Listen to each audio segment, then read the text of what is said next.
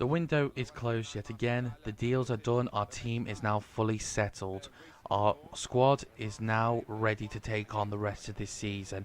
And I'm feeling pretty good for us. And the best way for us to test is to go up against the league leaders Valencia, who surprisingly, they're still up there. I say fair play to them. They're having a terrific season, especially with the signing of 9 Garland. Unfortunately for this game, I did not play our full strength squad because we have a variety of fixtures. So I had to play with a weaker squad. But I said in deadline day I wanted to have us to have the option of 4-4-2, so this is the first time to test it, and set 2 minutes in, Jose Gaia, what are you doing? There was no need for that challenge. Dalthio on, I believe it's his full start, it's going to give us a penalty, and Marco Sau to the spot. Jose Gaia, you've just caused your team to be 1-0 down. What a pointless penalty to give away, but you know for a fact we're going to take that easily. And we're 1-0 up, but 9 Garland, Azenho with his first proper save.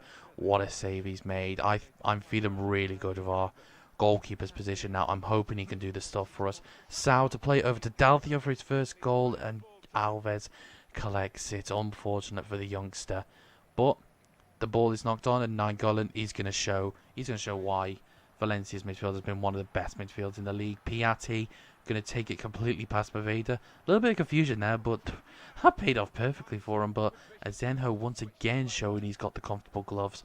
There's a reason why I'm pretty sure he's one of the top clean sheets goalkeepers, and why Villarreal were doing so well. Parejo onto Negredo, back to Parejo. That one just barely goes wide. But after we went 1-0 up, Valencia, they came at us, and they came at us with some force. That is a free kick though. Unfortunately, since this is our B team, that's a yellow card for Mustafi. We don't have the maestro of our free kicks, which is Benyat. So we're going to give the roll to Sal, see how he does. Unfortunately, it goes into the wall, and that's near off the end of that attack. 71st minute, Pasalic gets the ball to find out Ruiz, to find Sau. Sau onto Pasalic. The passing has been tremendous with all the signings we're making, and Barragan gives away another free kick from Valencia. Valencia are just going in for their challenges this game. I don't know what's up with them, but we're going to make a couple substitutions. They make the sub and bring on Andre Gomez. We're going to take off Barker, Paslick and Dalthio to bring on Odoa, Green and Munain. Bring in some of the other youngsters we got to see what sort of performance they can give for us. Diego Alves punches away the free kick as if it's nothing. 9 Garland knocks the ball brilliantly forward to the new sub for Valencia, Nolito. And Nolito has got pace, especially against Gopegui and Elistanto. And it's knocked off the post, but there's only so much that Zenho can do, and they claw themselves back to make it 1-1, which is fairly unfortunate because that's how the result ended. We ended up drawing, but it was against the league leader, so we can't be too downhearted about that. But immediately, straight up, a couple of days later, we're back at home and we're facing Sevilla. And this is a tough game because we're in 8th, Sevilla are in 9th. We are only ahead of them by 2 points, but we can claw away. Luckily, we can go with our full-strength squad: Mangala, Garcia, Benyat, Didavi, Ramos, Niang, all the works, all the top players. Sevilla, again, like us, they've got their full-strength squad: Llorente, Benega. But again, we're starting to get really good at the start of games nowadays. I'm really glad with that. Ramos finds... Oh, nearly. How close was that to be a goal? What a start that would have been. That would have been 2 games in this 2 minutes. We would have gone in front.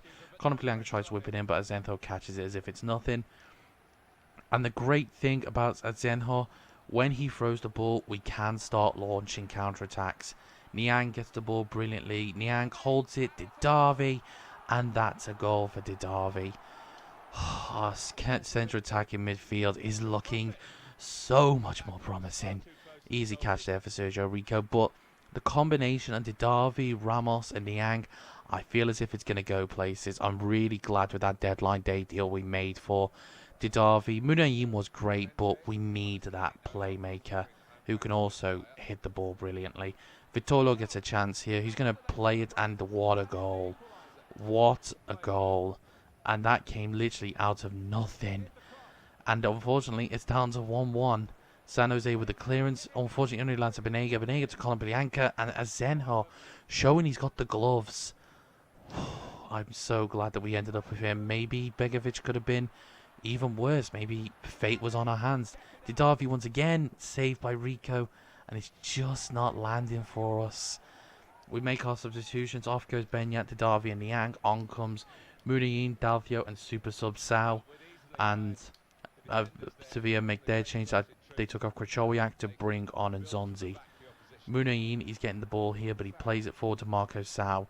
And Marco Sao is going to do what Marco Sao loves doing. He's running that defence. Rico with the save yet again. This has been the game of the goalkeepers. Both Rico and Azenjo have played brilliantly. Poor pass there, finds Ramos. Ramos finds Dalthio, and Dalthio finds the runner Munayin. Now Munayin, he's lost his place in the starting 11, finds a great ball to Sao, and Rami this time is blocking the opportunity. And we get a corner in the last few moments. Raul Garcia to whip it in. Oh, and Nzonzi gets there ahead of Dalthio. But Garcia gets another chance to whip it in. Unfortunately, this time it lands over to Sergio Rico, and that's another draw for us. A 1-1 and another 1-1. And now we're back in Europe. And we're going in the second leg over to Germany. We're facing Schalke. The EuroLeague is going to get much more difficult for us.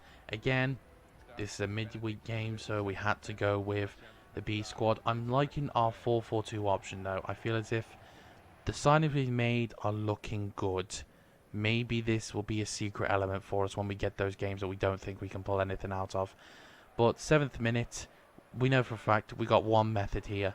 Just simply not concede. Munayin gets a chance and it's barely just wide. 9th minute again, we're trying to just get that goal. Just to put us in a commanding position for when we go to Germany. But Adri's great block in there, and near enough a mirror image of Munayin, and it does the exact same, goes just wide of the post. 14th minute, I don't know what Schalke's defence is doing. Marco Sao collects the ball brilliantly, takes the shot, saved by Farman, but from the corner, resulting, nothing really happened.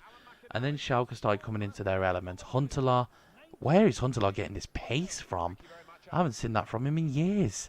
But finds a great ball to Guys, but Guys, that went hopelessly wide. And that was a surprise. I really thought they would have done well there. Adruiz gets knocked off the ball there in the 33rd minute, but Boveda's there, finds Sao. Sao to De Galarreta. De Galarreta saved by Farman. And again, from that resulting corner, nothing has happened. 61st minute, Leroy Stanley, the pace of the team, finds Goretzka. Lecu tried to win the ball, didn't win it. He gets the cross in the end, finds Huntelaar, and it's a good save from Azarilla Balega. He may have lost his seat. He's back to being second choice, but he can certainly pull him off. And in the 90th minute, that was a little bit of a stupid challenge, but I did not like the way how he was running up to the ball. I thought maybe he would get a lucky strike, but thankfully the corner went wide, and that's 3 draws for us. But I think we got a commanding position in the league and in Europe. Let's just hope that we can keep this momentum going for Bilbao.